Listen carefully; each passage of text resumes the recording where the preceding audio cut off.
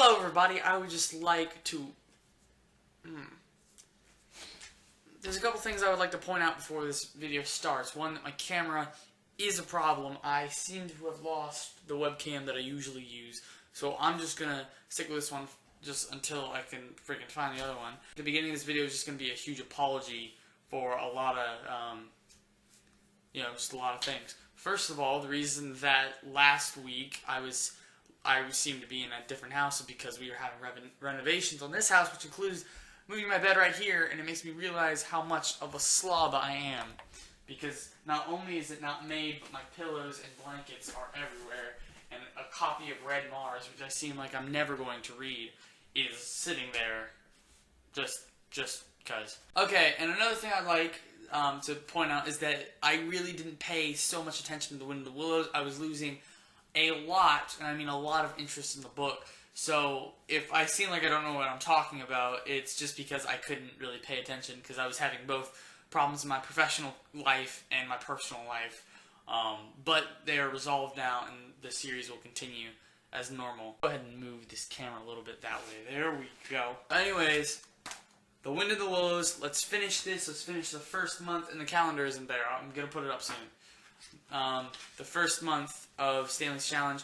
Let's go ahead and read it.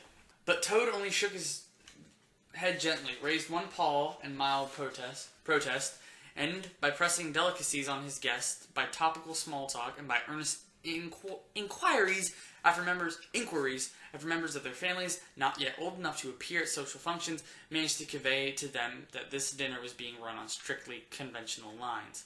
He was indeed an altered Toad. After this climax, the four animals continued to lead their lives, so rudely broken in upon by civil war in great joy and contentment, undisturbed by further risings or invasions. Toad, after due consultations with his friends, selected a handsome gold chain and locket set with pearls, which he dispatched to the gaoler's daughter, with a letter that even the badger admitted to be modest, grateful, appreciative, and the engine driver in his... Oh, there we go, and appreciative. And the engine driver, in his turn, was properly thanked and compensated for all his pains and trouble. Under severe compulsion from the badger, even the bargewoman was, with some trouble, sought out, and the value of her horse discreetly made good to her, though Toad kicked terribly at this, holding himself to be an instrument of fate, sent to punish fat women with mottled arms who couldn't tell a real gentleman when they saw one. The amount involved, it was true, was not very burdensome, the gypsy's valuation being admitted by local assessors, to be approximately correct. Sometimes, in the course of long summer evenings, the friends would take a stroll together in the wild wood, now successfully tamed so far as they were concerned, and it was pleasing to see how respectfully they were greeted by the inhabitants, and how the mother weasels would bring their young ones to the mouths of their holes, and say, pointing, "Look, baby, there goes the great Mr. Toad, and that's the gallant water rat, a terrible fighter walking along on him. Oh,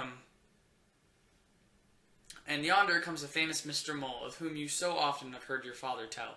But when their infants were fractious and quite beyond control, they would quiet them by telling how, if they didn't hush them and not fret them, the great terrible grey badger would up and get them. This was a base libel on Badger, who, though he cared little about society, was rather fond of children, but never failed to have its full effect." So, this right here is Wind in the Willows by Kenneth Grahame, which I basically call the Great Gatsby of anamorphic, or whatever it is. It's very, it feels very much like Fitzgerald. I don't know why. Just like the way that events turn, especially when they go to Toad Hall for the first time. It felt very, very kind of Gatsbyan, if I may. Actually, I learned a lot about this book over reading it. It is a children's book, of course. That was probably why I lost interest in it pretty quickly, because it is a collection of children's stories that Kenneth Grahame wrote for his children around 1908. Teddy Roosevelt, I think it was either Franklin or Teddy, I'm not good with history, wrote the author, Kenneth Grahame, and was like, I reread it, and now I feel like the Toad and the Badger and the Rat, what was the last one? The Mole, my old friends. It was great. And look, there's a cute little cover right there.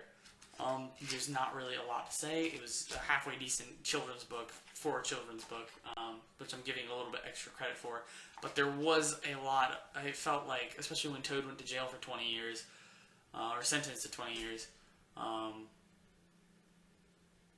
after the police got him, they were like, I was like, oh damn, oh. Anyways, I don't know what else to say. I'm giving it a 6 out of 10, official Stanley. So I'm just going to give this book a 6 out of 10 for mildly enjoyed it. But, you know, I think you guys should read it too. Just because. This Howley got. It's not much more in depth than Animal Farm or Fahrenheit 451, but this is officially, I finished the first month of Stanley's challenge. I'm going to have to get out of here, but I'm just going to go ahead and throw this on the finish pile. I can't find Heart of Darkness, so I am having a real problem there. So, tomorrow I start Gone Girl by Gillian Flynn, or Jillian, or whatever. And I reveal the list, finally. So, check back later this week. If our paths meet again, make your face.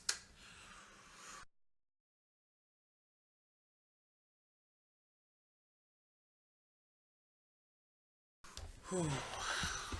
That was a long week.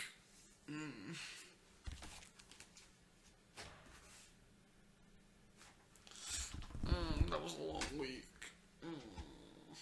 Hope I don't do that again.